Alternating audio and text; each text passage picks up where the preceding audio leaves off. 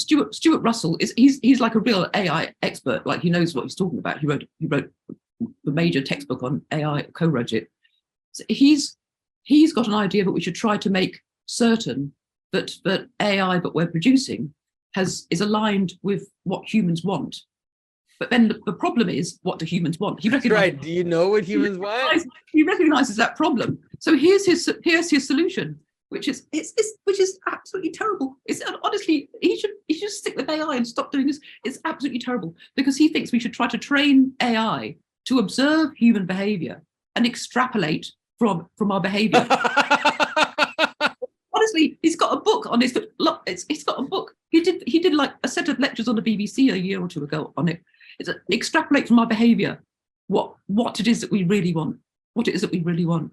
Yeah. So what's that going to be? What is that? I mean, but also, could you even interpret? You could probably interpret human behavior in loads and loads of different ways. What do you really want? I mean, maybe our darkest desires are really our stronger ones. That's right. Yeah, that's right. Exactly. Maybe the drive towards murder and war and rape and all these things, they're there. I don't know what to tell you. The idea that you would just watch, that you would just extrapolate from human language and human behavior, that's just not going to fly. Yeah, and you'd have to say, P.S. please exclude all Hannibal Lecter types, and then also exclude. Yeah, but there's a narrative. So there's a narrative in human society, which is encapsulated in the murder of Socrates or the murder of Christ, which is that human quality is found in exactly that, not in the quantity. It's found in these exceptional, shining, bright lights that we look to and we align ourselves on, but that most of the stuff is all this really chaotic, dark stuff. So the idea that you would extrapolate, mathematically, or statistically from human behavior is insane. That's a crazy thing. Yeah. Because like a really, really strong motivator for human beings is envy, isn't it? So that if you want to be picked for something, there's two ways of doing it. One is to make yourself better than the others, and the other is just to knock the others down, because then you're the one who's picked. So envy is such a unbelievably strong motivator. So that if it picked on that, where would we be? Where would we be? We'd just be knocked down. Just knocked down all the time. Yeah, and especially and what's interesting about the ChatGPTs and the AIs, the way they're being trained now, is that they're trained on attention grabbing mechanisms. They're trained on the internet. They're trained on all these things, the social media platforms. These are really the worst place, because they're only there to get your immediate attention. Yes. You tend to immediately default to the most immediate, pleasures that we can find, which are, envy, all these things. That's what people are, rage, anger, lust, all these passions are the ones driving these platforms. Yes. Yes. So I mean, one of the things you could say about AI acting as a kind of super agency is you can kind of turn it on its head and sort of think, what are broad common characteristics of agents? And in terms of a common characteristic of human agents is to actually try to manipulate and dehumanize other people. Yeah. So manipulate people by dehumanizing. So that's what ideally, that's what we should treat each other, as Immanuel Kant said, and others have said, we should always strive to treat other people as an end in themselves and never merely as a means.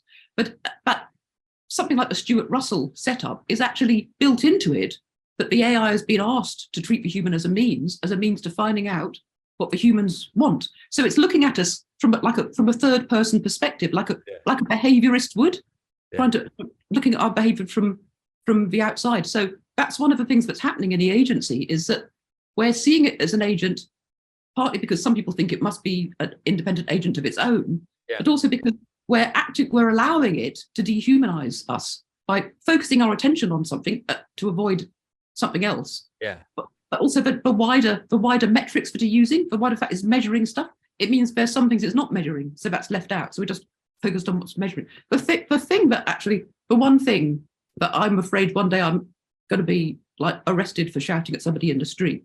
The thing that really, really upsets me is parents of small children who are just looking at their phones and not talking to their children.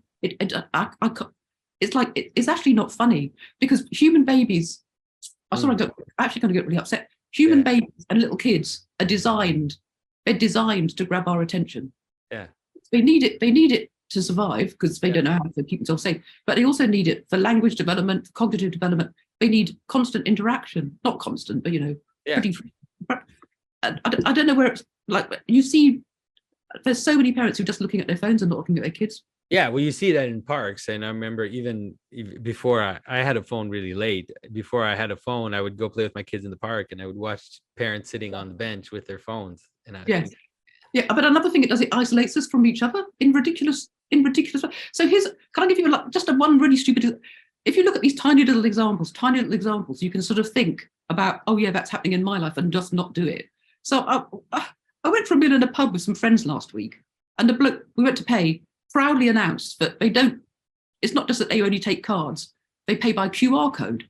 So for one thing, if you hadn't got a smartphone, you couldn't pay. So, but that also meant that the one person who was paying had to scan, he's proudly saying, oh, it's really good for the environment because we don't have a paper bill. Instead of having a little scrappy, tiny bit of paper bill, they carried out a card, a nice little posh card with the pub's name on, printed on both sides in colour. So he's blatantly lying. It's like a conjuring trick, lying to your face that they're saving paper, because he's come out with a piece of paper. And then the person who was paying had to scan it onto his phone, so nobody else can see the bill. And he's had trouble doing it. So the lie was, this is quicker. It took longer because he had trouble working out how to do it. And then we paid, and then remembered that one of the things we'd ordered hadn't been available. So we wanted to try and check, did we get charged for cauliflower cheese that we didn't have? Couldn't check because it's vanished. Couldn't, and then the waiter was just like boasting about it. And do I say, listen, mate, read my book? Yes, it's just, honestly. But that's when you wonder what the hell is driving this, because it's the same, even just the menus. You go into a restaurant, and then instead of just giving you a plastic menu, they give you a QR code. You have to scan the QR code, and then you're like on your phone trying to figure out the menu. It's so ridiculous. Yes. And it's like, it's so much more complicated. Like, why? I don't understand. Like I do understand, but it's interesting to notice that it doesn't necessarily make things easier. It's just some fetishization of the process. Yeah, it's a fetishization of the notion of progress. So it must be progress because you're using technology. It's also excluding people. I mean, like, this is my phone. Proudly, this is my phone. I can't do it. I couldn't have paid. I don't have to do the washing up. So, but it's so excluding people, because then. So my friends always ridicule me for that phone, but so that people get picked on and ridiculed. But it's also excluding people, because if you had a whole menu, usually they bring menu for more than one people, but if we'd had a paper bill, we could have all looked and say, oh look, they charged us for cauliflower cheese and didn't come. But we can't. It's just one person looking at it. It puts you into that little kind of like it. All these times it's sold to us as saving time. Now.